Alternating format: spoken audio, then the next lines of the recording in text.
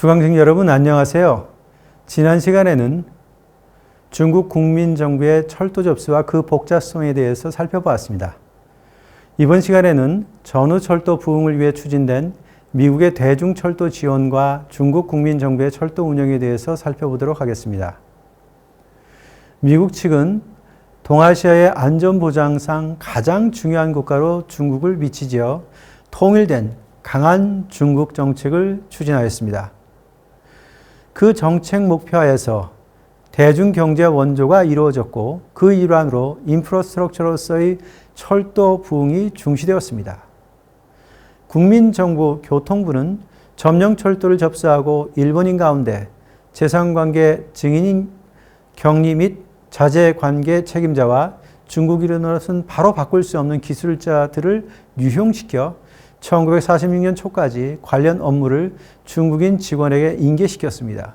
이후 교통부는 1946년 3월 1일에 전국철로 실행간선구 관리제를 선포하였습니다.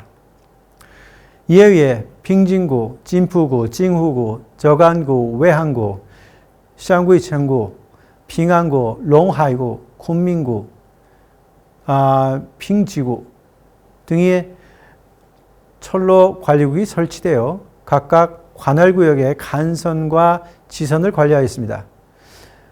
이 밖에도 동북지역에서는 특파원 판공처가 설치되어 진저우, 선양, 지린, 지시알, 무단장의 5개 철도 관리국을 관할하고자 했습니다. 다만 소련군이 1946년 봄까지 만주로부터 철수를 미루어 소련군 점령하에 만주를 혁명 근거지로 삼은 중국 공산당 세력이 부식을 꾀했기 때문에 국민정부의 철도 운영은 송하강 이남의 일부 지역에 머물렀습니다. 이러한 전국 철도에 대한 중앙 집중 관리를 보장하기 위해 국민정부는 철도 수입을 담보로 철로 공채 5,382만 4천 파운드를 발행하고 그 차관을 일거 정리하여 종래와 같은 서구 국가들의 이권 개입을 끊고자 했습니다. 이외에 전제시설과 노후시설에 대한 시설 복구를 추진하여 일시 중단되었던 열차성을 재개하고 치안력을 시급히 확보하면서 경제 부흥 계획을 추진하였던 것입니다. 이를 실현할 필수 조건으로 제1차 5개년 계획에서 상정된 대로 미국의 재정적 지원이 필요했기 때문에 국민정부는 자원위원회 소속 주미 중국 물자공흥위원회의 임무를 대여 방안에 의한 물자의 교섭 입수로부터 미국과의 차관 교섭으로 바꿨습니다. 일찍이 1945년 11월 유엔 구제 부흥기관 즉 운나로부터 합계 6억 달러에 행하는 대량 구제 물자를 지원받았습니다. 이러한 가운데 전제교통 시설 복구용으로 9,990만 달러가 결정되었습니다. 철도 관련 항목으로 그 내역을 보게 되면 1946년, 1948년에 선로 복구비 5,142만 달러, 기관차 242대, 객화차 3,466대, 레일 및 그 부속품 8만 3,689톤, 교량강제 4만 3천 톤, 침목 100만여 정, 기계 및 부품 1만 톤 등이었습니다. 이들 자재는 주로 외한 저간의 양대간선, 광저우선, 난쉬선을 복구하는 데 사용되었습니다. 1946년 2월에 캐나다 차관 200만 캐나다 달러를 받아 교통자재 등을 구입하였으며 이 중 철도 관련 자재는 레일 및 그 부속품 2만 3,800톤, 전철기 500개, 침목 127만 정, 강교 240만 개 1.9만 톤 등이었습니다.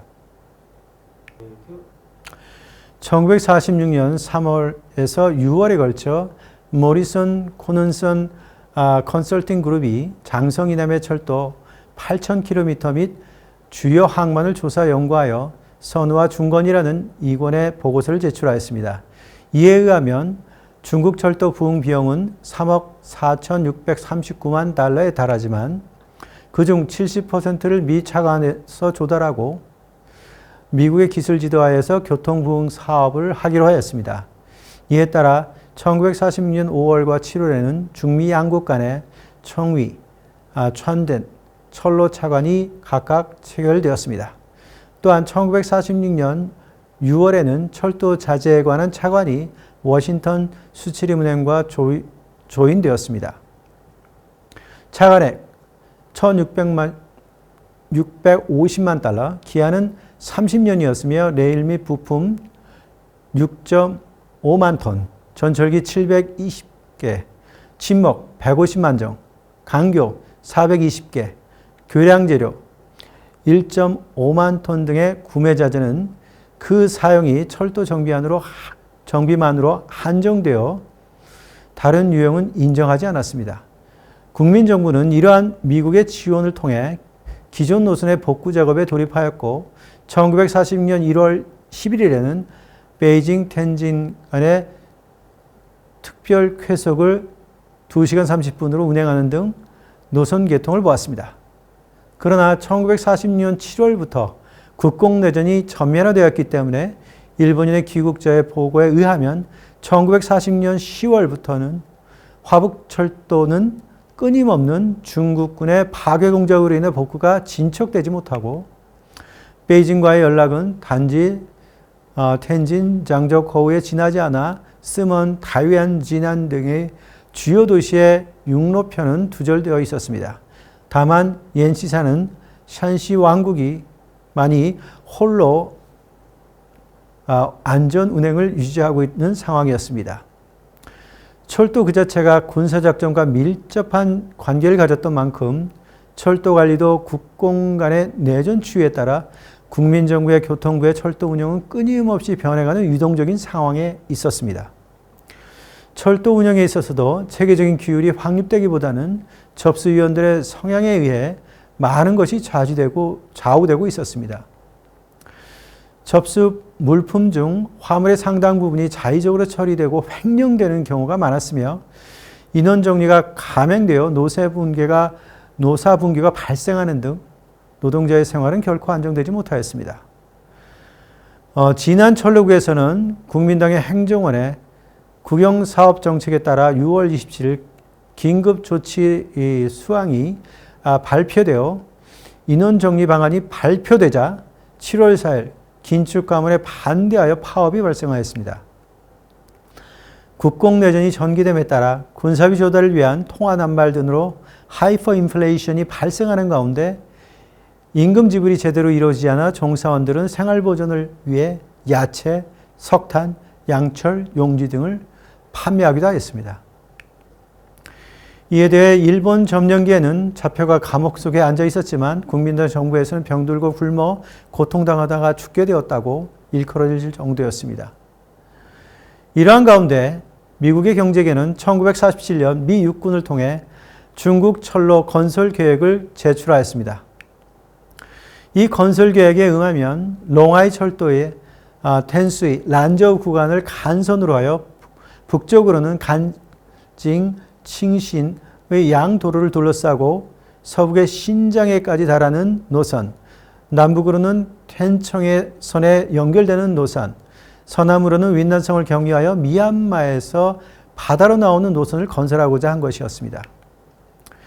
이에 대해 국민정부는 전시아에서부터 철도 건설에 관한 검토를 추진하여 철도 10개년 계획을 작성하고 그 부설이 시급히 요구되는 국외 노선 11,515km를 대상으로 하는 제1기 5개년 계획을 추진하고자 했습니다. 이러한 이유로 중국 철로 건설 계획을 5개년 국방계획의 일부로 상정하여 실시하기로 한 것입니다. 그러나 이것이 내전 가운데 제대로 실현될 수 없었음은 물론입니다. 1948년 4월에 국민정부가 이미 국공내전에서의 패퇴가 불가피하여 화남으로부터 철수 단계에 접어들자 미의회는 비로소 중국 원조법을 제정하여 국민정부에게 차관 4억 6천만 달러를 제공하기로 하였습니다. 이 중 6천만 달러가 경제건설용으로 사용될 것이 결정되었고 국민정부는 외환선의 지선인 수이와 하이난섬 철로를 정비할 계획을 세웠습니다. 이를 위해 미국의 1948년 6월 기술원조 조사단이 파견되어 국민정부 통치지구의 철도, 광산, 발전소 등에 대한 조사가 이루어졌습니다. 8월에는 미 인형물자의 처리안의 하나로 약간의 레일, 침목, 철도 차량 등 237만 달러가 국민정부에 제공되었습니다. 그리고 미 경제협력처, 즉 ECA는 3,500만 달러에 달하는 원조 제공을 발표하였고 이 중 외환, 저간, 빙진, 타이완 철로에 대해서는 1,050만 달러의 원조가 할당되었습니다.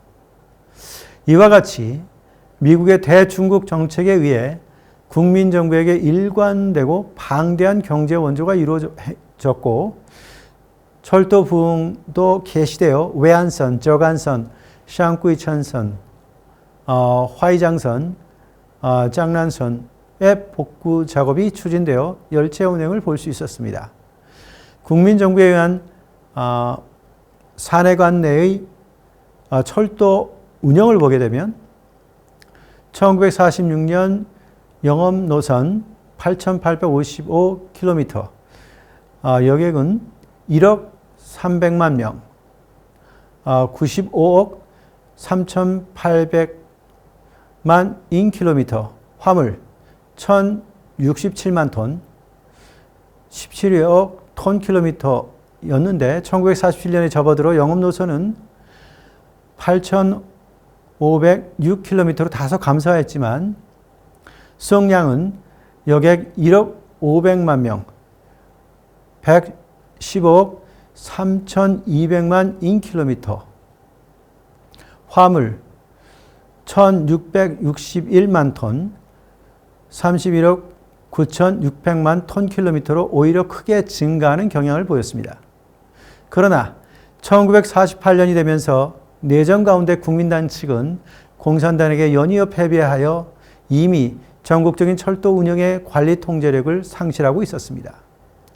지금까지 국민정부가 전후 철도 건설 및 운영 계획을 세우고 서방으로부터 원조를 받아 철도 운영을 개시하였으나 공산당의 게릴라 활동으로 철도 운영의 원활성을 확보하지 못하고 내전에서도 밀려 철도 운영 능력을 상실해 나갔다는 사실을 살펴보았습니다.